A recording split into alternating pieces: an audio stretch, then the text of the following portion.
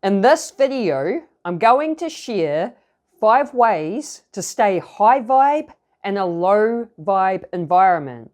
Now, I know some people may feel stuck in a low vibrational environment. It could be the workplace. It could be at home. You're having to live with low vibrational people. It could even be your family. And you may be wondering, like, how do I stay high vibe in these negative environments? You may feel like you're stuck in these negative environments. Like you may feel like you're stuck in this job that you have to turn up to every day in order to have money to pay your bills. Or you may think, I've got nowhere else to live. I can't move out and go anywhere else. What do I do? So this is why I'm making this video, so I can share some tips with you on ways to protect yourself so that you can stay in higher frequencies. So the first one is acceptance and compassion. Accepting the situation that you are in, whatever negative environment you're in. Now, this is because acceptance is a high frequency. It's on Dr. David Hawkins' scale of consciousness. So if you learn to just accept it for what it is, you're tuning into this higher frequency and there's going to be less resistance. You're going to have less thoughts of how annoying these people are because you've chosen to just accept it for what it is. And then having compassion for these people. That's something I've really had to learn for myself, is having compassion for the people that haven't had these spiritual awakenings, that are operating in these lower states that lack awareness. Because everyone is a victim of negative programming. We've all been programmed negatively since the day we were born. And then there's people like me, as well as other people out there that have these spiritual awakenings, which completely shifts your perspective on reality. And that's why we start making changes in our lives so that we can be in these higher states of consciousness. And I've had to learn to have compassion for these people. Because like I said, they are victims of negative programming and they don't have this awareness. So come from that place of acceptance and compassion, which is going to put you in higher frequencies or keep you in these higher frequencies, rather than allowing yourself to, get in these lower states of like anger and resentment towards these people. Because if you operate in that anger and resentment, you're going to be in low frequencies too. It's going to affect you in a negative way. So that's a way of like avoiding the emotions of anger and resentment. It's just acceptance and compassion for them.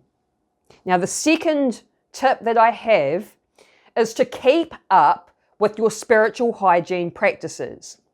So spiritual hygiene is like personal hygiene, right? We've been taught to have personal hygiene, to wash our bodies, to wash our hair, to brush our teeth, to take care of our physical appearance.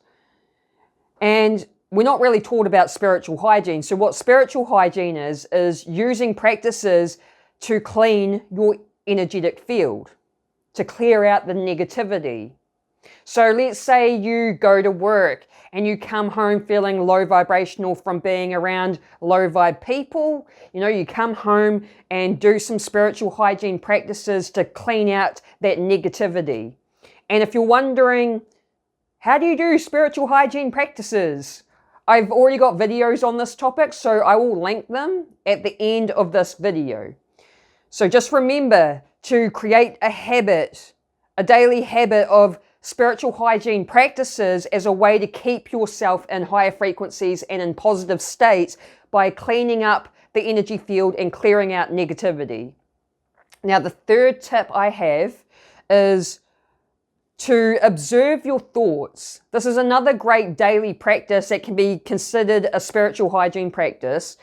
And observing your thoughts is a great way to train yourself to be less reactive.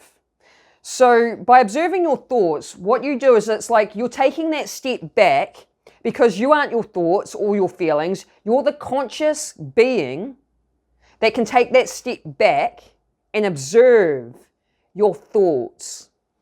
And you can do this in meditation, right? You can either just go into a meditative state and just start observing your mind, or I like to use a candle meditation where you light the candle, you stare at the candle flame, and you just observe your thoughts. You do it for about 10 minutes.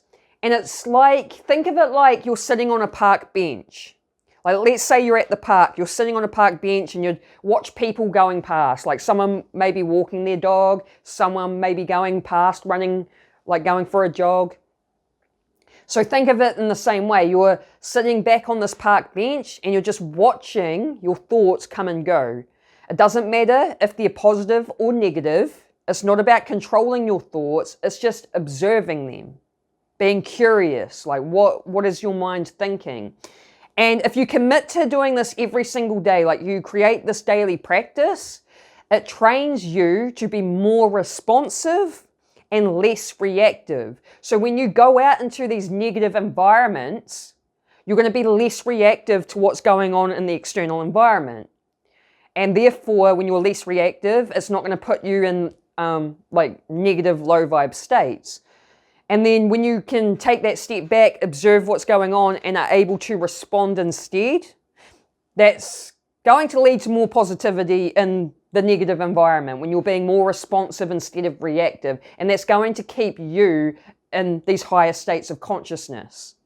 So that's a great daily practice to start training yourself, not just to stay high vibe in a negative environment, but also just for your own self-improvement, for your own personal development, becoming aware of the mind and what your thought patterns are, because your thoughts are contributing to creating your reality.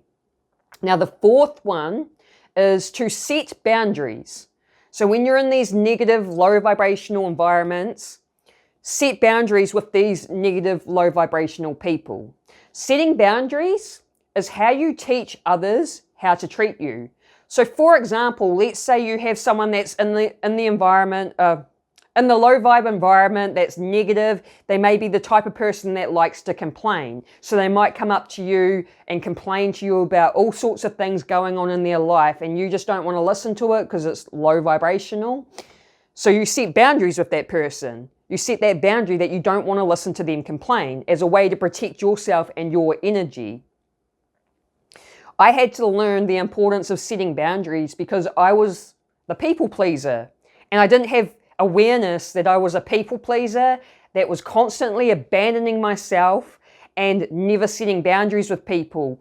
And it leads you to feeling low vibrational. It leads you to feeling disrespected, and like I would abandon myself to please other people, and they wouldn't return that energy or effort, so it would lead me to feeling resentment towards these people because I lacked boundaries. So realize that boundaries is really important. It's how you protect yourself and your energy. So just set boundaries with the negative people in your environment. And the last one, number 5, is to heal.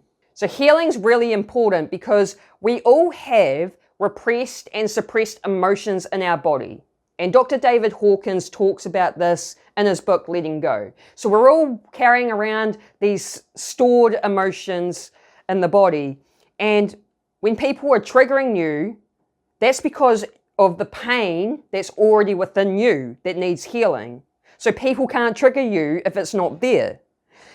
And so when you heal and you release, it naturally raises your vibration. It naturally puts you in higher frequencies. That's what Dr. David Hawkins' book, Letting Go, is all about, is learning the letting go technique to release these stored emotions, and that's what raises your vibration to higher frequencies. So if there's no pain within you, these negative people can't trigger you. So it means if they are triggering you, it means you need to heal, but triggers are the guides. Triggers are the clue to what needs to be healed within you. So don't be like annoyed that someone's triggered you, because they're actually doing you a favor by triggering you. They're showing you where you need healing. So if you find yourself in these low vibe environments being triggered, work with it. Don't view yourself as some victim that's stuck in a negative environment. Realize these people are showing what needs to be healed within you. And if you are the healed version of you in a low negative environment, if you've released these suppressed emotions, you won't be triggered by people because you'll be operating in higher states of consciousness. And when you operate in higher states of consciousness, you have a different perception on reality.